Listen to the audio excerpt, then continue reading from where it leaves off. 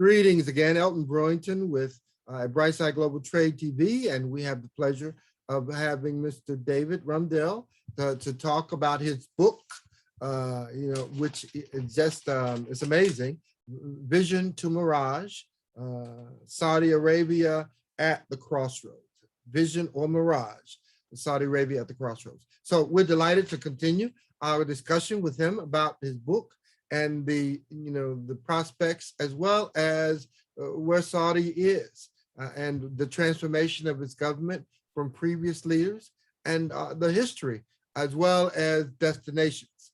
So with that, David, please, you brought up numerous elements regarding how the country is changing. And so this is amazing. And then it speaks to what does this mean for American business, and how does the typical American consider doing business in Saudi Arabia? I proposed that if only 20% of American corporations would have considered doing business overseas during the economic meltdown of 2008, we would have minimized that condition tremendously by as much as 80. We would have lost maybe 20% of revenue or GDP. But that's another subject and topic. But so, David, tell us. We're listening. Well, the first thing anybody needs to know if they're going to go to a country to do business is that country stable? Mm-hmm. You don't want to go do business in a place that's going to have revolutions, and you're going to have to evacuate your people, and the terrorists are going to shoot you. So you want to know about a place that's politically stable. Right. Saudi Arabia has been remarkably stable for a long time. Mm-hmm. And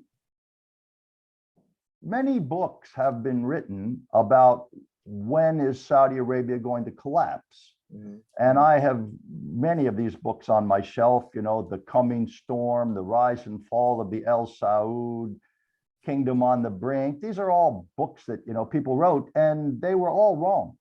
Mm-hmm. Quite frankly, when I first went to Saudi Arabia in 1980, right after the fall of the Shah, everybody in Washington thought Saudi Arabia was going to collapse next. All these people have been wrong. And so I started this book by asking the question, not when will Saudi Arabia collapse, but how come they're still here? Right.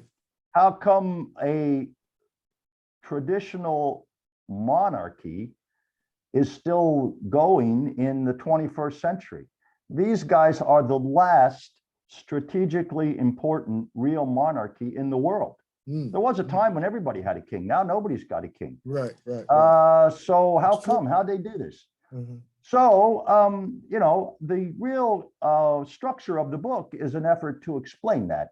Well, and Vision or Mirage. I see. Yes. I see. Uh-huh. So why is the place stable? Mm-hmm. Why has it been stable? And is it still going to be stable? So, because it's changing, as we said earlier. Mm-hmm. So the reasons that it has been stable are the King Ibn Saud created the country, and he has a persona of something like a George Washington, Sure. or an Ataturk in Turkey. He's sort of viewed as the guy who created the country, and his family is the family that has held it together.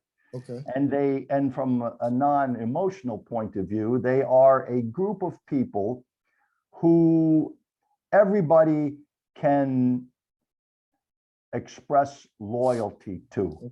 Okay. This is important in a tribal society. Very important. Well, it's important for a democratic society too. Everybody can report and feel driven to. And he does not identify. You see, in many countries, many Arab countries, many African countries, different people come from different tribes, Afghanistan, and the people of one tribe don't want to be run by a guy from another tribe, and the guy from that tribe is going to basically help everyone from his tribe and not do so much for the people from the other tribes when he gets in power. So the El Saud basically is a family which became sort of a super tribe.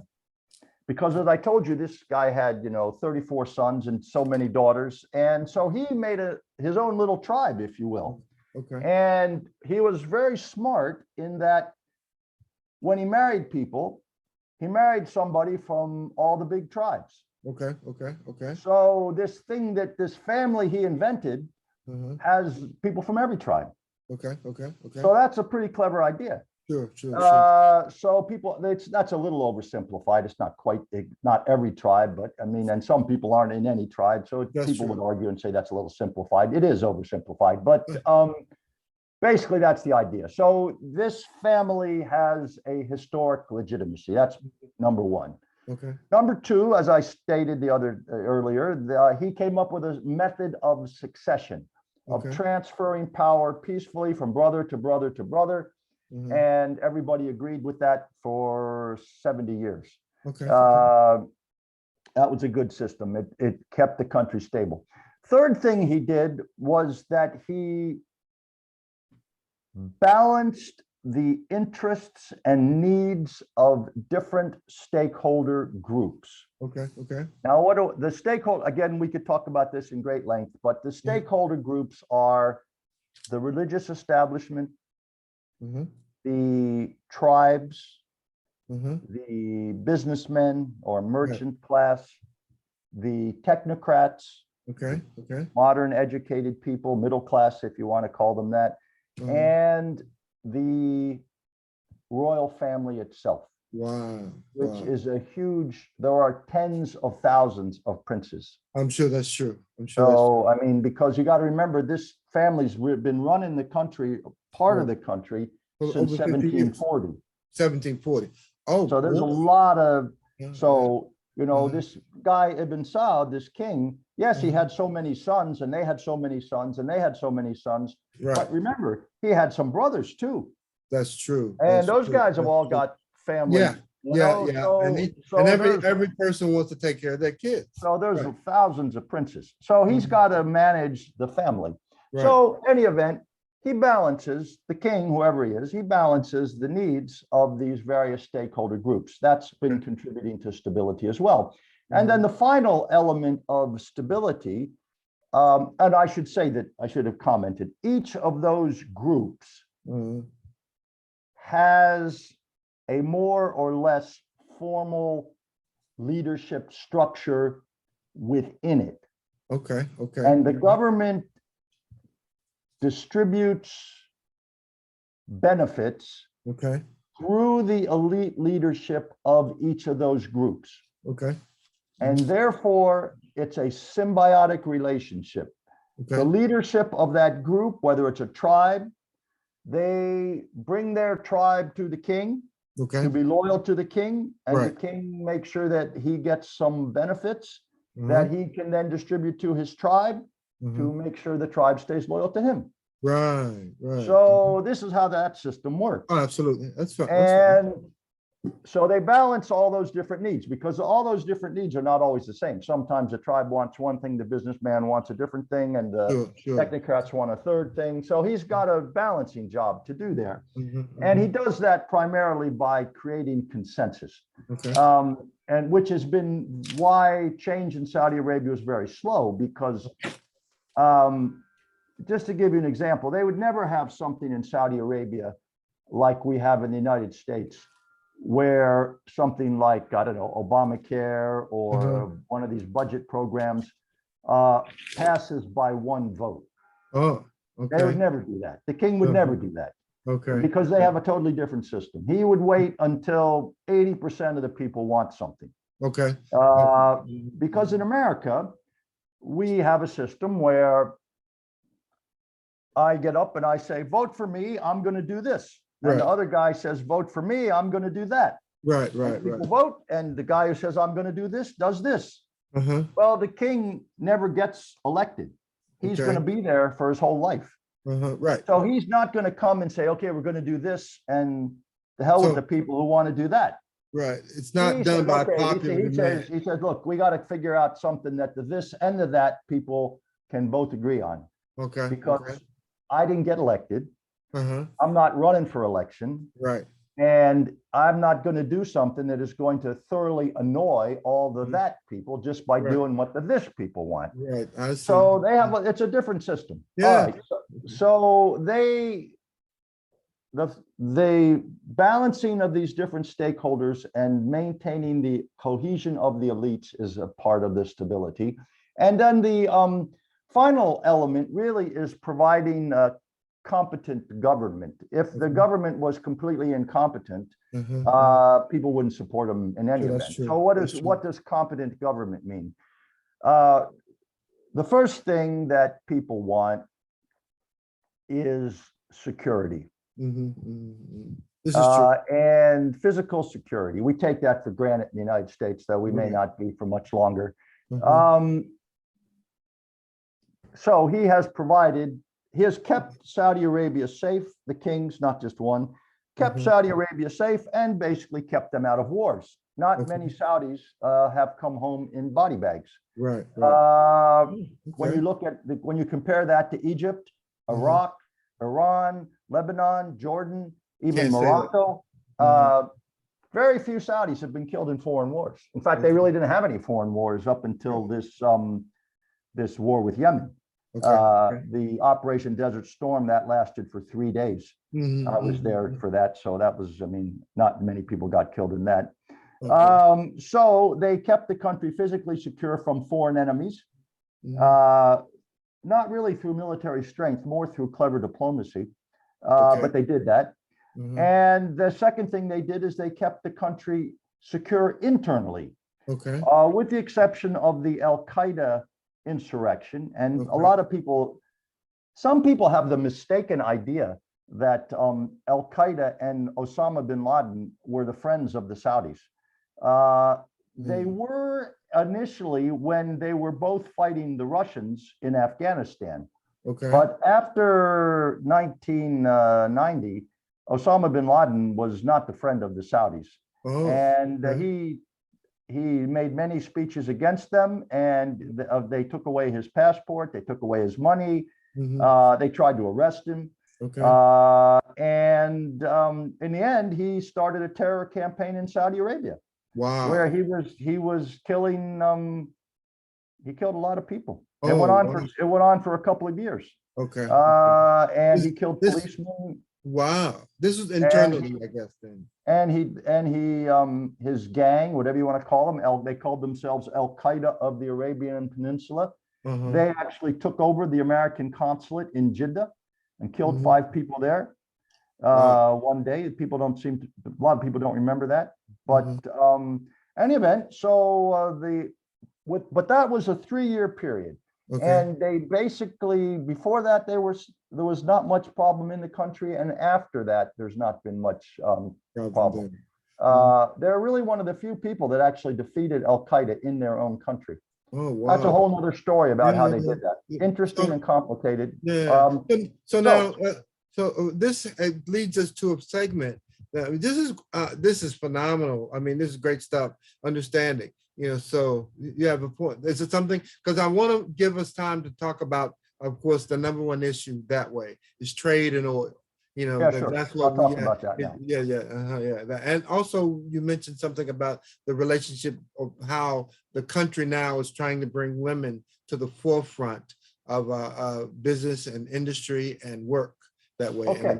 So let's and those fit in very well with what I was telling you about the things that make Saudi Arabia stable, the historic legitimacy of the family, the ability to handle succession, the balancing of the stakeholders, and the providing of competent government, which has 3 parts. We talked about the political. There is also when I say political, I mean security. And then there is also the economic and social. And we will talk about those now. The one part of competent government is to provide a growing, prosperous economy. And anybody who has been to Saudi Arabia, got there in 1980 or 1970, can't help but see that the country has, it's unbelievable the changes that have happened. That's because they have a lot of money, because they have oil. Now, but here's the point. Just because you have a lot of oil and you have a lot of money, doesn't mean you're going to manage it very well. That's true. Let's look at Venezuela. Venezuela's got more oil than Saudi Arabia. Oh, And really? look where they are. Right, right. Iran's got a lot of oil. Look where they are. Uh-huh, Nigeria's got a lot of oil. Look where they are. okay. Iraq's got a lot of oil. They can't even feed themselves. That's true. So just because you got a lot of oil doesn't Doesn't mean mean you're going to run your country better. effectively. Right, that's right. That's right. That's Saudi Aramco, which is their oil company, is the biggest oil company in the world by Okay. far, Uh-huh. but it is also well managed. Okay, okay, okay, okay. It did not become politicized and corrupt to the extent that most national oil companies did. And why is that? Partly that's because it was founded by Americans Okay. who found the oil, Uh-huh. and it was Exxon Mobil and Chevron are basically the ones that that ran it for 40 Okay. years. They ran it, Okay. and they took it from nothing to being a very big and successful company. And during that time, they trained up a lot of young Saudis and they really did a lot. They actually, I mean, you can say they did it because it was in their own interest to do so, but they did a very commendable job of teaching Saudis and helping Saudis get their own businesses going. Let me just give you a quick example of that. Okay. And this is all about your issue of oil. Mhm. So Ali Naimi was a 12-year-old T-boy Mhm. working for Aramco, bringing tea to people. Mhm. And they figured that he was smart and that they would like to help him become one of the leaders. Mhm. And he's not the only one. But in those days, Saudi Arabia was so backward, they didn't even have a high school. Really? Yes. Wow. So they had to send him to Lebanon Okay. to go to high school. To get an education. And then they said, okay, now we'll send him to America. So first he went to Bucknell, and then he went to Stanford, Okay. and and he studied geology. Okay. Okay. And he came back, and then eventually he rose up and he became the president of Aramco, and then eventually he became the minister of oil. Wow. So, and what's his name? His name is Ali Naimi. And I'll spell it for you if you want. N-I-A-M-I, Ali, N-I-A-M-I. Okay. He's not the only one, okay? There are thousands of Saudis who were sent to America. There are, as a percentage of their population, there are more Saudis studying in America than any other country in the world. I believe that. Now, that's an interesting fact. I mean, yes, there's more Chinese people here than Saudis, but they got 1 billion people, and the Saudis have, 20 million. That's true. As a percentage of population, they have 3 billion people. 3 billion, whatever they got.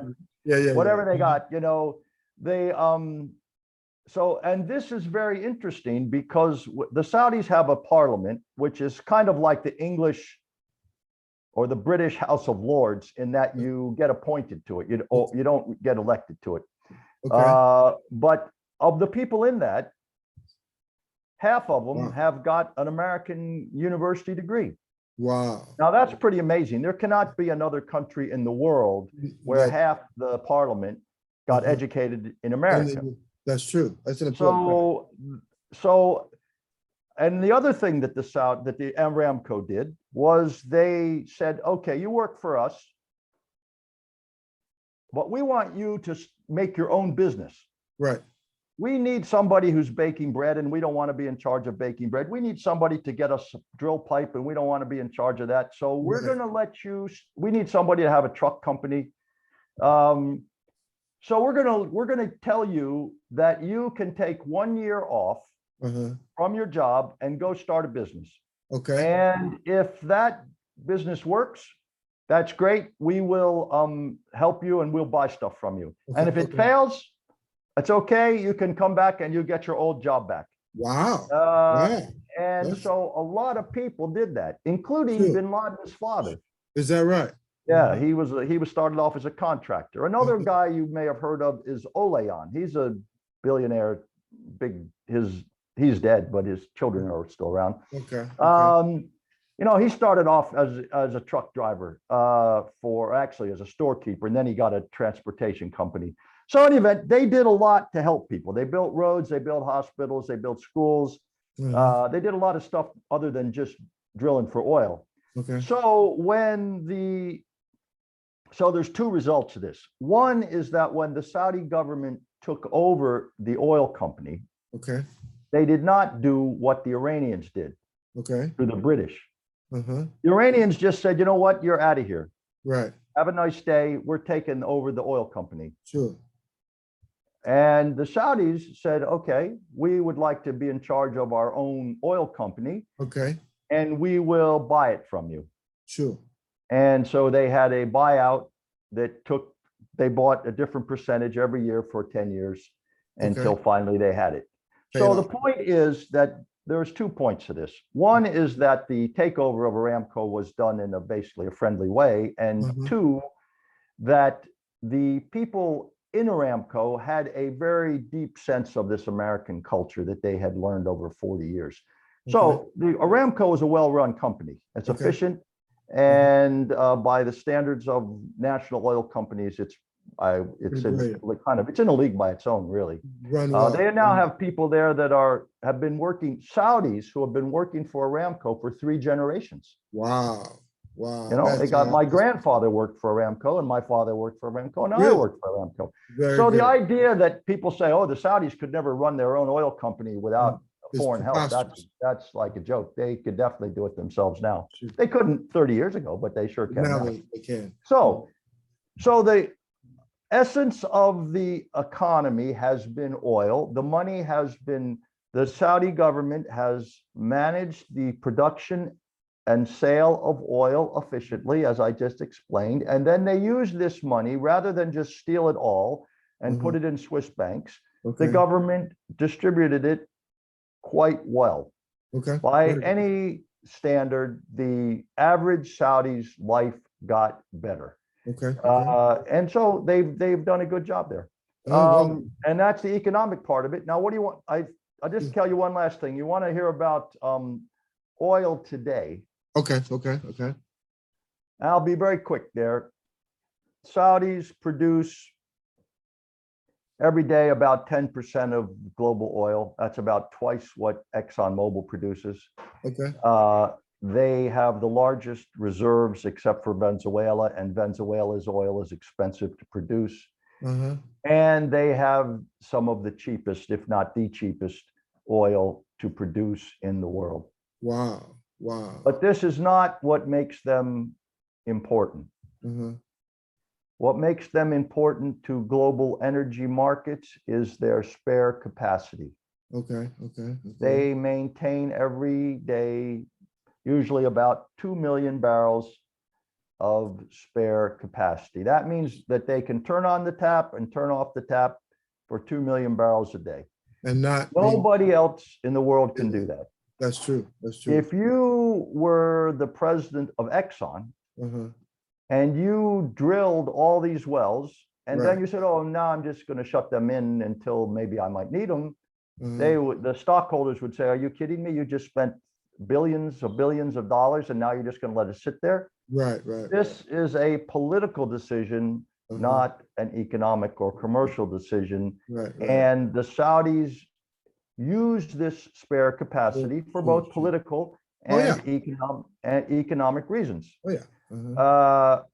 And when President, usually just to get, not to get too complicated, but your listeners are interested in oil and business. So I'll focus on that for a second. The Saudis have a lot. Tell you what now, this is amazing because you're moving into territories and areas, and I want to keep it in small bites. I think we'll save that sector and we'll put the structure together. We're gonna take a moment and stop recording. This is Brightside Global Trade TV with Mr. David Rundell. He's written the book Vision or Mirage: Saudi Arabia at the Crossroads, and we're excited. We're gonna take this to another sector. Brightside Global Trade TV. Thanks. Elton Brewington.